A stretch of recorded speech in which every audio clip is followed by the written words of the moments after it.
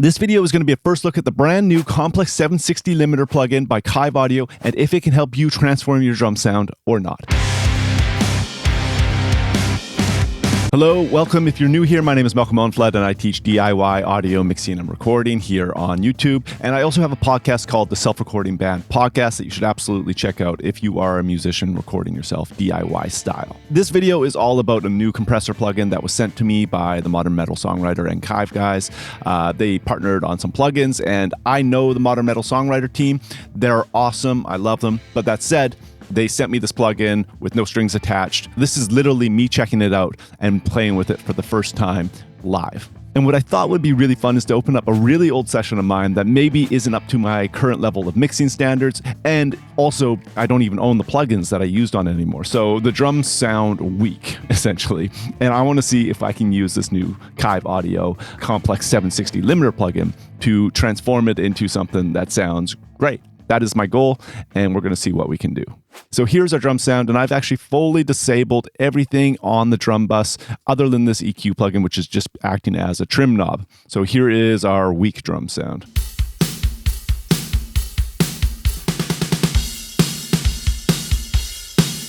All right, it sounds okay. The samples are very noticeable in my opinion. It's not glued together in any way, and that is to be expected because there's literally no bus compressor on the drums at all right now, which typically does glue your drum sound together very much. And now let's open up the Complexx. All right, right off the bat, it is a pretty cool looking plugin. It's got more knobs than what I currently usually reach for. Honestly, I like simple plugins if I'm honest. And this has a lot of parameters, but a lot of parameters usually means a very powerful tool. So if you can learn to use it, then learn to use it. And one thing that I've just noticed actually is that there is a gate option. And that's great because expanders, I don't ever really find myself reaching for them usually. But a gate, I use gates all the time. We're probably not going to get into that in this video. I want to focus on the bus compression side of this because that is what I want to use to make this sound more glued and exciting as a drum sound. But it's very cool to know it's there. All right, so just at stock settings, let's just start playing our drum sound again. And I'll probably just start messing with things as we go. So just bypassed it, bring it back in.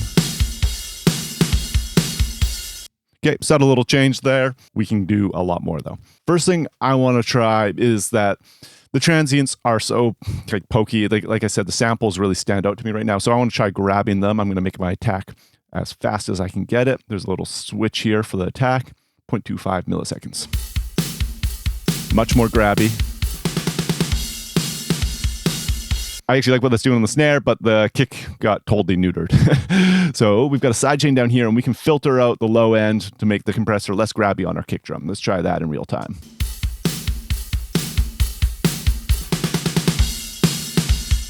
So just listen to the kick. I'll do that one more time because you can really hear the kick come back to life as I adjust the sidechain.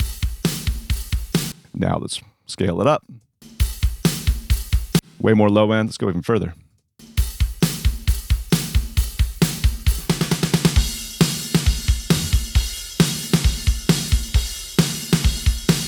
Cool, I'm liking that. Let's drive it a little bit more.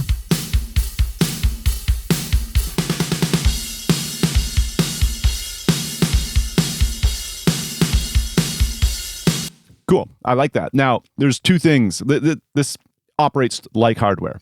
If you feed it more with the input knob, it's going to hit the threshold harder, even if you don't adjust the threshold, because you are driving the entire unit. So that is important to know. You can also, though, not drive it harder with the input and just use the threshold. So that comes down to gain staging. But what I'm suspecting is that they've made this saturate a little bit more if you drive the input. So let's test that. I'm going to crank the input.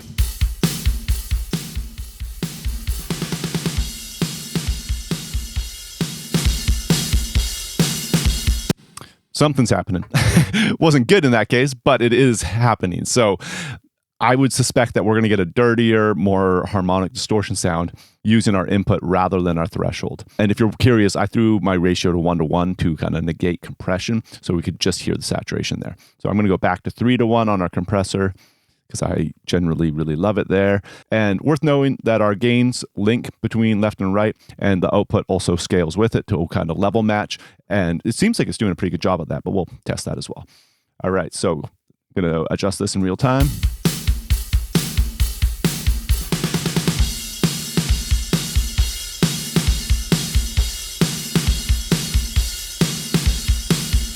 That sounded pretty cool. Let's bypass that in and out and see how the level match does and compare it to our, uncompressed signal. Very lame. So again, the snare is just like on its own. There we go.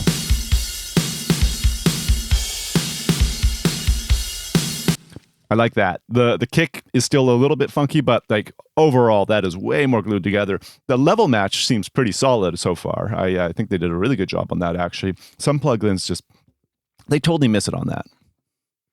Oh, I'm out of coffee. Another cool thing I'm seeing down here is that there's a dual mono switch, a stereo switch, and a mid-side. I love dual mono almost as a rule. I like things acting independently. It's just more like the real world environment.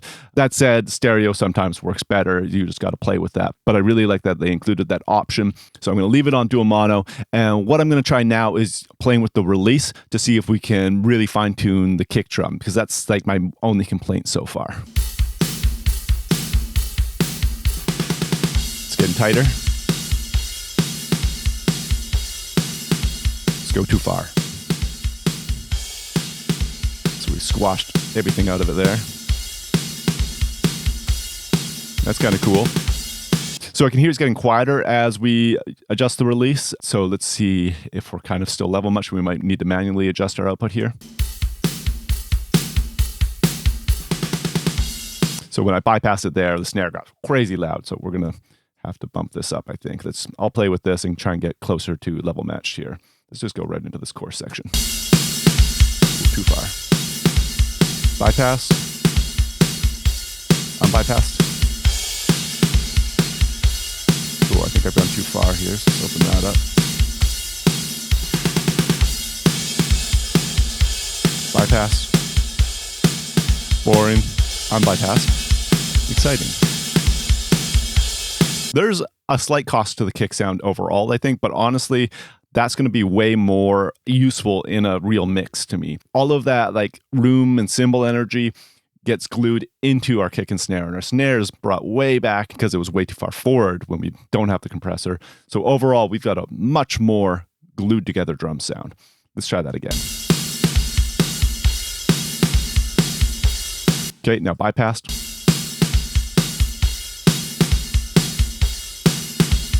Unbypassed. Yeah, there's no comparison. That's way more exciting and realistic sounding to me. Up here, there's a width knob. I generally don't use wideners, but just to hear it, let's crank it.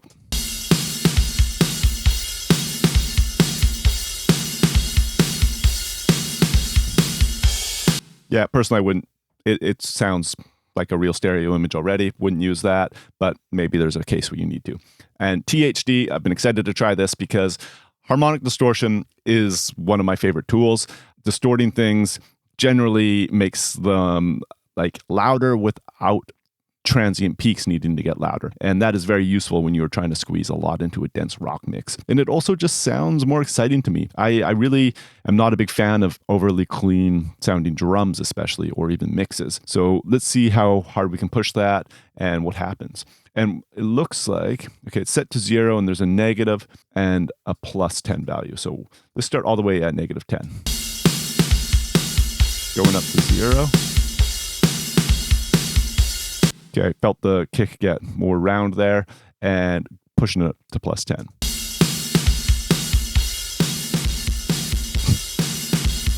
So that's too far, obviously.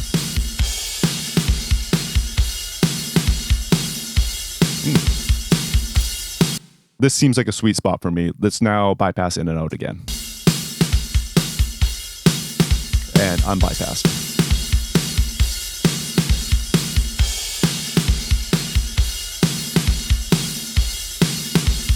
I can honestly say that this is totally transforming that drum sound. It's making it way more mix ready to me.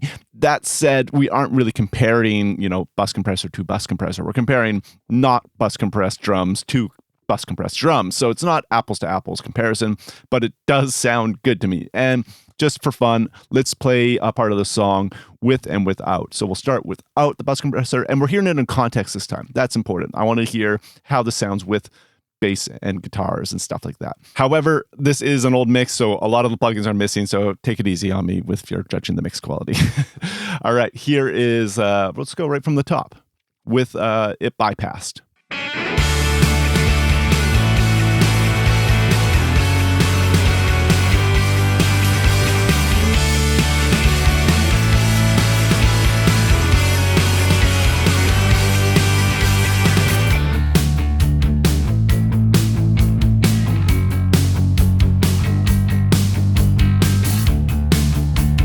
That's way better.